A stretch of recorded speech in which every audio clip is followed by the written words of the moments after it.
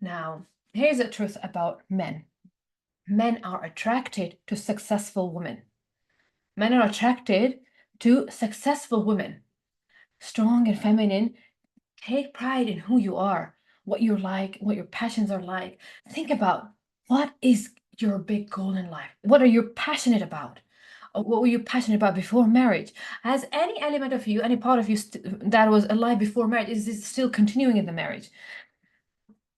Many times what happens is women, when they get married, thinking, and it's not a bad thinking in and of itself, but it has a negative impact. And that thinking is sometimes they are fed to think that they have to change themselves completely after marriage for their husband and for their in-laws.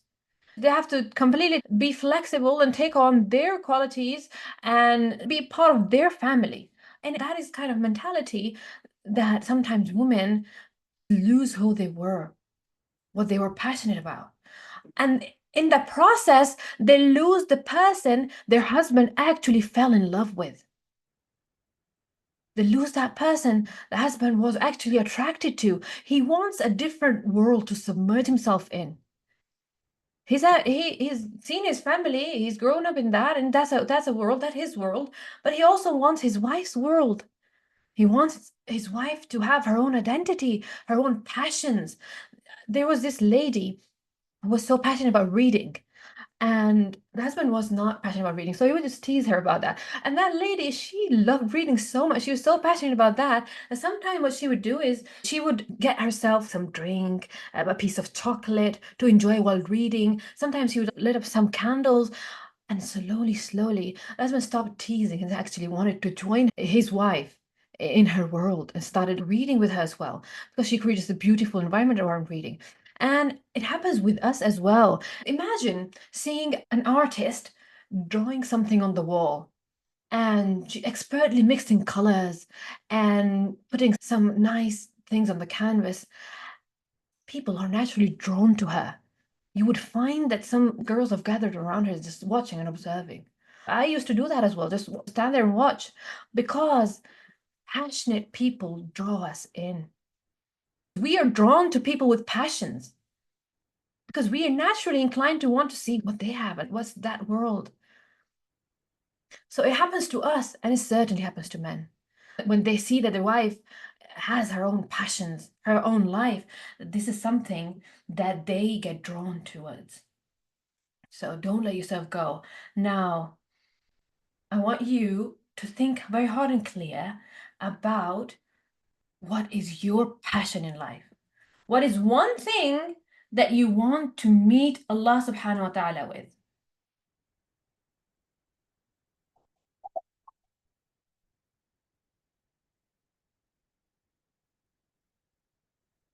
Now, in our day-to-day life, I want you ladies to work on your oxytocin levels.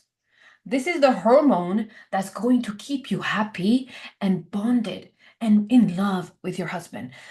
Dopamine is the hormone that's released when something is thrilling and exciting and new. But it wears off.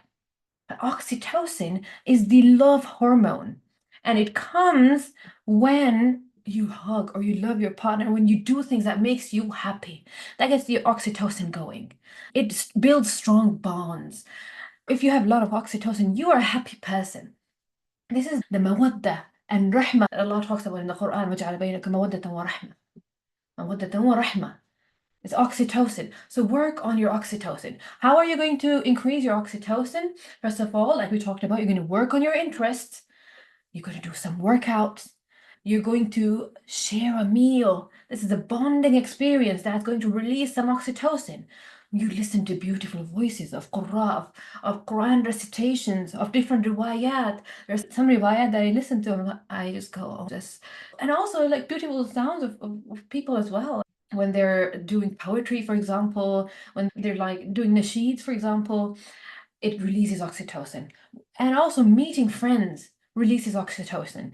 Massages and hugs, these all really release oxytocin. Why is a mother so attached and bonded with her newborn? Because the newborn, when the newborn suckles, a lot of oxytocin releases.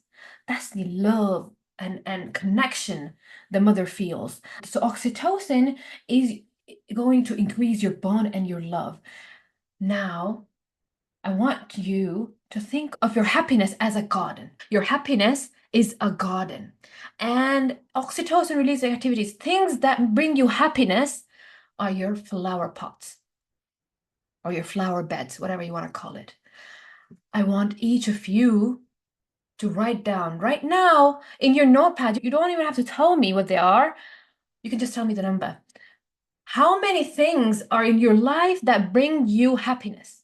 Write them down for me now.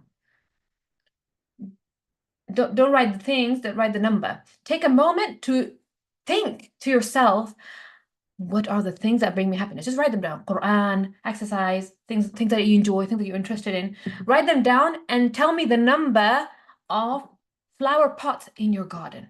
Our mission at Al Qawarir is to help women become better wives, mothers, and homemakers. I would like for you to support us by subscribing or following or liking or commenting as well. These are all the things that tells YouTube that this video is worth sending to a similar audience. The number of flower pots. Allahumma barik. One of you said she has 5. That's a good number. That's now there are the things that if you feel upset about, you can go to and do one of those and get your oxytocin going. And one of you said 13. Did you have a time to actually count all 13 interests? Allahu barik. That's an amazing number. Your garden is something that I actually want to walk in. Said it's 13, 12. Allahumma barik. That's amazing. And one of you said infinite. I mean, if that's actually true, then that means you're always happy because your garden is so rich. Okay, maybe 1 or 2. That's on the lower side. That means your poor garden is barren. It is crying for attention. So you need to increase that. You need to increase the number of activities you could do during the day to bring some oxytocin in your life. Too many to count. Allahu barik. Okay, if you've got rich gardens, then that's amazing. If you don't have rich gardens, then we're going to work on putting more flower pots in our gardens of happiness to keep us happy. And that's going to bring such a good result in our relationship and married life, inshallah.